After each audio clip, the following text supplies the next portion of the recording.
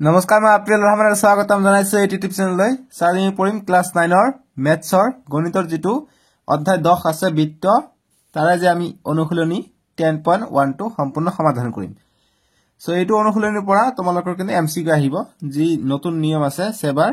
বা এডব্লিউএছইবি state level যি স্কুলৰ পৰীক্ষা আছে এইটো গতিকে এইটোৰ কাৰণে নতুন মডেলকে এমসিকিউ পুরা থাকিব ঠিক আছে 45% এমসিকিউ থাকিব সো গতিকে এইটো অনুশীলনী বিশেষকৈ এমসিকিউৰ কাৰণে ইম্পৰ্টেন্ট হ'ব সো ইয়াত দিছে কি এক নম্বৰ যে খালি ঠাই পূৰণ কৰা সো গতিকে খালি ঠাই পূৰণ কৰিব কৈছে একেবাৰে সহজ গতিকে ইয়াত খালি ঠাই পূৰণ কৰিব কৈছে তোমালোকৰ পৰীক্ষাত খালি ঠাই নহলে এমসিকিউ আকাৰ দিব পাৰিব ঠিক আছে সো গতিকে এক নম্বৰটো কি কৈছে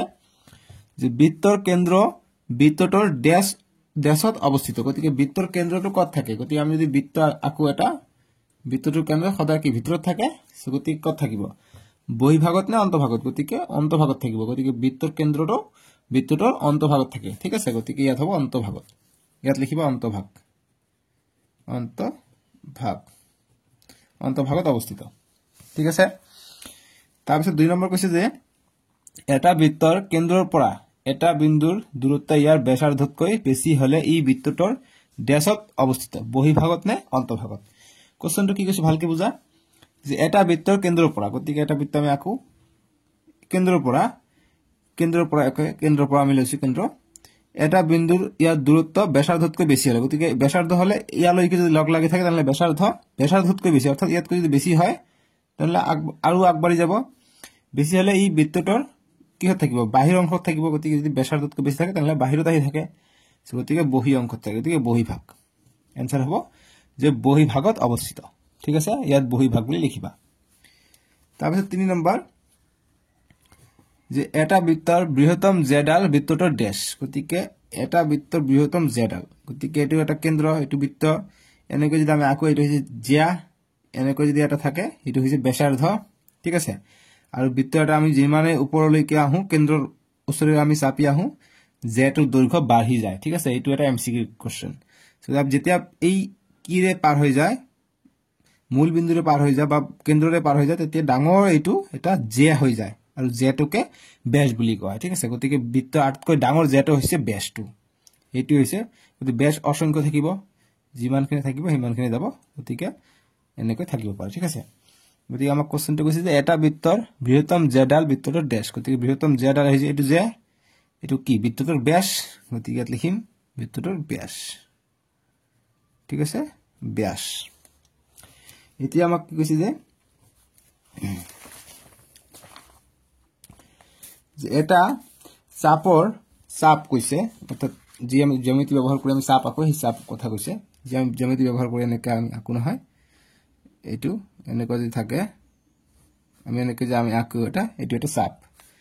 এটো কৈছে যে এটা চাপৰ প্ৰান্ত বিন্দু গতিকে আমি যি এটা সাৰ্কেল আকো আমি যদি ইমানখিনি এটা ধৰিলো ইয়াৰ পৰা এইখিনি এটো এটা চাপ হৈ যাব কিন্তু এনেকুৱা হৈছে এনেকুৱা চাপৰ প্ৰান্ত বিন্দু গতি চাপৰ প্ৰান্ত বিন্দু ধৰিছো যে প্ৰান্ত বিন্দু এটাল ব্যাসৰ প্ৰান্ত বিন্দু হলে চাপটো এটা ড্যাশ সো গতি আমাক তোমালোক কি কৈছে ভালকে চাব লাগিব যে কৈছে এটা চাপৰ গতিকে এইটো এটা আমি চাপ ধৰি ললো এটা চাপৰ প্ৰান্ত বিন্দু গতি প্ৰান্ত বিন্দু হৈছে এইটো এটাল ব্যাসৰ প্ৰান্ত বিন্দু হলে গতি ব্যাসৰ যদি প্ৰান্ত বিন্দু হয় অৰ্থাৎ মই যদি এইটো কেন্দ্ৰ বুলি ধৰো এইটো যদি ব্যাস হৈ যায় গতিকে এইটো যদি আমি চাপ ধৰি লওঁ এইটো গোটেই যদি আমি চাপ বুলি ধৰি লওঁ এনেকুৱা গতিকে এইটো প্ৰান্ত বিন্দু যদি ব্যাসৰ কি হয় গতিকে ব্যাসৰ প্ৰান্ত বিন্দু গতিকে ব্যাসৰ প্ৰান্ত বিন্দু হয় এইটো সো গতিকে এইটো কি হ'ব অৰ্ধবৃত্ত হৈ যাব ঠিক আছে গতিকে 5 নম্বৰটো হৈ যাব অৰ্ধবৃত্ত সৰি 4 নম্বৰটো হ'ব অৰ্ধবৃত্ত ঠিক আছে অৰ্ধবৃত্ত হৈ যায় যেতিয়া আধা বৃত্ত হৈ যায় ঠিক আছে এতিয়া 5 নম্বৰ দিছে যে এটা বৃত্তখণ্ড বৃত্তটোৰ চাপ এটা চাপ এইটো ইম্পৰ্টেন্ট বৃত্তখণ্ড বৃত্তাংশ এইটো কিন্তু ইম্পৰ্টেন্ট বস্তু ইয়াৰ পৰা কিন্তু অকমাৰ ঘূৰাই পকাই এমসিকিউ আহিব ঠিক আছে কৈছে কি যে এটা বৃত্তখণ্ড গতিকে বৃত্তখণ্ড বৃত্তাংশ কি চাই লোৱা গতিকে এইটো এটা বৃত্ত মই যদি আকো গতিকে বৃত্তখণ্ড মানে কি হ'ব জানা না বৃত্তখণ্ড মানে এই কেন্দ্ৰৰ পৰা এনেকৈ এটা ভাগ কৰিলে তাক বৃত্তখণ্ড বুলি কোৱা হয় আৰু অকমান যদি আমি লৈ লওঁ জেৰ সহায়ৰে তেনলে এইটো হৈ যাব বৃত্তাংশ ঠিক আছে এইটো কথা মনত ৰাখিবা এইটো হৈছে বৃত্তাংশ এইটো হৈছে বৃত্তখণ্ড এইটো মনত ৰাখিবা এইটো হৈছে খণ্ড এইটো অংশ বৃত্ত অংশ ঠিক আছে লিখি লোৱা ইম্পৰ্টেন্ট ইয়াৰ পৰা কিন্তু এমসিকিউ থাকিব কৈছে যে এটা বৃত্তৰ বৃত্তখণ্ড গতিকে বৃত্তখণ্ড কোনটো হবে এইটো গতিকে বৃত্তখণ্ড এনেকুৱা এটা চাপ গতিকে এটা চাপ থাকে আৰু ড্যাশৰ মধ্যবৰ্তী ক্ষেত্ৰ গতিকে কি হয় এটা চাপ থাকিব আৰু কি থাকিব যদি এটো এটা খণ্ড হয় গতিকে কিহৰ মধ্যবৰ্তী অংশ এইখিনি যদি আছে এইখিনি আছে কি এইটো এটা গতিকে কি ব্যাসৰ মধ্যবৰ্তী অংশ ঠিক আছে কোশ্চেনটো সব বৃত্তখণ্ড বুলি কৈছে ঠিক আছে গতিকে একচুয়ালি বৃত্ত এইটো কোশ্চেনটো অকমান ট্ৰিকি আছে ঠিক আছে ৰবচোন অকমান মই চাই লও গতিকে বৃত্তখণ্ড হৈছে তোমালোকৰ অকমান ভুল হৈ গল যে ঠিক আছে এইটো হৈছে বৃত্তাংশ এইটো হৈছে অংশ অসমীয়াত অকমান দিগদাৰ হয় এইটো হৈছে খণ্ড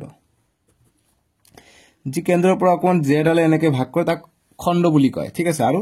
যি অকমান অংশ লব এইটো হৈছে অংশ বুলি কয় ঠিক আছে এতিয়া ঠিক আছে এইটো কব অংশ এইটো কব খণ্ড লিখিলে অকমান কাটি দি বেয়া নাপাবা এইটো হৈছে অৰিজিনাল এটা কৈছে যে এটা বৃত্তখণ্ড বৃত্তটো এটা চাপ গতিকে এটা বৃত্তখণ্ড হৈছে এইটো বৃত্তখণ্ডৰ চাপ হৈছে এইটো এইখিনি এটা চাপ আৰু ড্যাশৰ মধ্যবৰ্তী ক্ষেত্ৰ গতিকে কিহৰ মধ্যবৰ্তী ক্ষেত্ৰ এইটো এটা কি এইটো এটা জিয়া গতিকে জিয়াৰ মধ্যবৰ্তী ক্ষেত্ৰ এইটো এটা জিয়া গতিকে ইয়াৰ আনসাৰটো হ'ব জিয়া 5 নম্বৰ হ'ব জিয়াৰ মধ্যবৰ্তী ক্ষেত্ৰ এতিয়া 6 নম্বৰ দিছে যে এটা কেন্দ্ৰক বৃত্তৰ এটা কেন্দ্ৰ থাকে আৰু এই বৃত্ত যিবিলাক আছে সৰু সৰু বিন্দুৰ সমষ্টি ঠিক আছে এনেকুৱা বিন্দুৰ সমষ্টি বিন্দু কেইটা লগ লাগি আছে অসংখ্য বিন্দু থাকে আৰু বৃত্ত এটা সমতলক তিনিটা ভাগত ভাগ কৰে এইটো মনত ৰাখিবা ঠিক আছে এটা এইটো ভিতৰ ভাগ এটা বহি ভাগ এটা এইটো যেটা ভাগ কৰে এইটো এটা ভাগ তিনি ভাগ বুজি পাইছা যি কি নহক 6 নম্বৰ কৈছে যে এটা বৃত্তটো থকা সমতলখনক ড্যাশ ভাগত ভাগ কৰে গতি এতিয়া ডিসকাস কৰিলে তিনি ভাগত ভাগ কৰে তিনিটা ঠিক আছে এতিয়া আমাক নেক্সট প্ৰশ্ন দিছে তোমালোকে 2 নম্বৰ বিলাক সঁচা নে মিছা মোক ক'ব কৈছে সঁচা মিছা আমি চেক কৰিম সঁচা বা মিছা লিখা তোমাৰ উত্তৰৰ যুক্তি দিবলৈ কৈছে গতিকে যে কেন্দ্ৰ আৰু বৃত্তৰ যিকোনো এটা বিন্দু গতিকে ইয়াৰ পৰা এমসিকিউ আহিব যুক্তিৰ একো কথা নহয় ঠিক আছে এমসিকিউ আহিব এমসিকিউ মেইন মই যুক্তিও দি দিম টেনচন নকৰিবা যে এটা কেন্দ্ৰ আৰু বৃত্তৰ যিকোনো এটা বিন্দু সংযোগী ৰেখাখণ্ড গতিকে কেন্দ্ৰ আৰু বৃত্ত গতিকে এটা বৃত্ত আমি আঁকি লম এটা কৈছে যে কেন্দ্ৰ আৰু বৃত্তৰ যিকোনো এটা বিন্দু সংযোগী ৰেখাখণ্ড ঠিক আছে গতিকে এইটো পৰা এইটো এটা বিন্দু সংযোগী ৰেখাখণ্ড বৃত্তৰ এটা ব্যাসাৰ্ধ ঠিক আছে কেন্দ্ৰৰ পৰা এইটো সংযোগী ৰেখা যিটো কৰিব যিফালে দি কৰিব এইটো এটা কি ব্যাসাৰ্ধ হৈ যাব গতিকে এইটো সঁচা ঠিক আছে সঁচা পালো নেক্সট 2 নম্বৰ যে এটা বৃত্তৰ সীমিত সংখ্যকহে সমান জ্যা থাকে গতিকে সমান জ্যা আমি যদি বৃত্ত আঁকো জ্যা কি সীমিত সংখ্যক থাকে নেকি কাৰণ জ্যাবিলাক সীমিত সংখ্যক নহয় বহুত কেইটা অসংখ্য জ্যা থাকে ঠিক আছে গতিকে অসংখ্য সংখ্যক সমান জ্যা থাকিব পাৰে ইফালৰ পৰা অসংখ্য সংখ্যক থাকিব পাৰে ঠিক আছে গতিকে এইটো হৈ যাব মিছা লিখিবা এইটো হা তাৰপিছত যে এটা বৃত্তক তিনিটা সমান চাপত বিভক্ত কৰিলে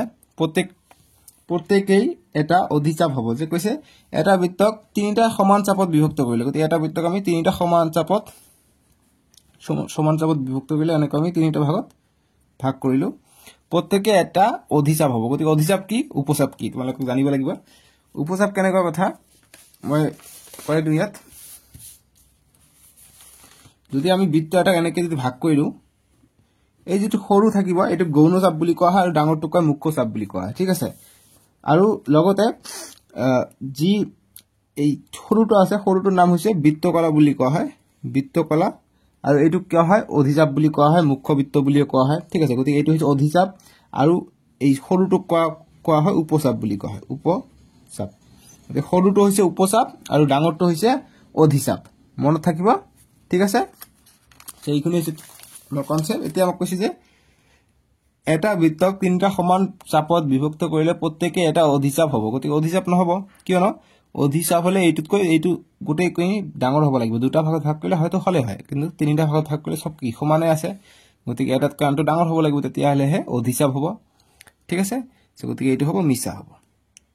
গতিকে 3 নম্বৰটো আমাৰ মিছা আমি পালো ঠিক আছে 3 নম্বৰটো আমি মিছা পালো বুজি পাইছা এতিয়া 4 নম্বৰ কৈছে যে এডাল জিয়া যি বৃত্তৰ ব্যাসাৰ্ধৰ দুগুণ গতিকে এডাল জিয়া গতিকে যি বৃত্তৰ ব্যাসাৰ্ধৰ দুগুণ গতিকে ব্যাসাৰ্ধৰ দুগুণ হলে এইফালে এটা ব্যাসাৰ্ধ এইফালে এটা ব্যাসাৰ্ধ গতিকে এইটো কি জিয়া হৈ গল এইটো এফালে এটা ব্যাসার্ধ এইফালে এটা ব্যাসার্ধ গতিকে এইটো কি ব্যাস পাই যাম আমি যে এডাল যে যি বৃত্তৰ ব্যাসার্ধ দুগুণ সেয়া বৃত্তটো এডাল ব্যাস গতিকে ঠিক আছে খুব সঁচা এইটো কাৰণ যেটো বৃত্তৰ কেন্দ্ৰৰ মাজেৰে যায় যেটো ব্যাসাৰ্ধতকৈ দুগুণ হয় আৰু এইটো এটা ব্যাস বুলি কওঁ ঠিক আছে এটো গল 4 নম্বৰ এতে 5 নম্বৰ কৈছে যে এটা বৃত্তাংশৰ বৃত্তৰ জ্যা এটা বৃত্তাংশৰ বৃত্তৰ জ্যা ঠিক আছে গতিকে ইয়াত ইয়াত আছিল বৃত্তখণ্ড ঠিক আছে ইয়াত আছে বৃত্তাংশ দেখিছা গতিকে বৃত্তখণ্ড আৰু বৃত্তাংশ মকল নহয় বেলেগ বেলেগ বস্তু হেইটো হৈছে ইম্পৰ্টেন্ট কথা গতিকে আমি এইটো লৈকে যাও গতিকে এইটো আছিল বৃত্তখণ্ড এইটো হৈছে বৃত্তাংশ এবাৰ আমাক কি কৈছিল বৃত্তাংশ কৈছে গতিকে আমাৰ বৃত্তাংশ হ'ব ঠিক আছে গতিকে আমি দেখিম এতিয়া যে এটা বৃত্তাংশ গতিকে এটা বৃত্তাংশ আমি যিকোনো ধৰিব পাৰো বৃত্তাংশ বৃত্তৰ জ্যা গতিকে বৃত্তৰ জ্যা আৰু ইয়াৰ অনুৰূপ চাপৰ মাজৰ ক্ষেত্ৰ গতিকে বৃত্তৰ জ্যা নেকি জ্যা নাই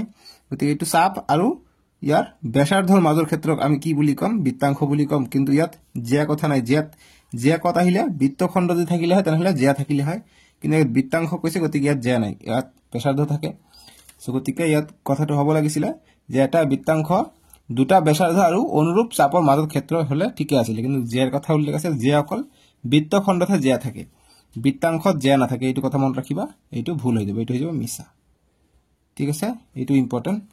এইটো কোনো কনফিউজন লগাব এই কাৰণ লিখি লও এইটো এইখিনি মানে হৈছে বৃত্তাংশ এইখিনি মানে হৈছে বৃত্তখণ্ড ঠিক আছে এটা নেক্সট 6 নম্বৰ যে এটা বৃত্ত সমতলিক আকাৰৰ গতিকে এইটো সঁচা কি হসা আমি এটা বৃত্ত এইটো সমতল পেপাৰ ইয়াত আমি আঁকিব পাৰো গতিকে এটা বৃত্ত সমতলিক আকাৰ গতিকে এইটো হসা হ'ব ঠিক আছে গতিকে 1 2 তিনিটা হসা 1 2 আৰু 3 তিনিটা আমি মিছা পাই গলো ঠিক আছে যিকিনা আমি নেক্সট ভিডিওত তোমালোকৰ অনুশীলনী 10.22 কৰিম ডেসক্ৰিপচনত দিয়া থাকিব নহলে স্ক্ৰিনত উঠিব তাতে ক্লিক কৰি চাব পাৰিবা তোমালোকে ক্লাস 10 ত গৈ চাব পাৰিবা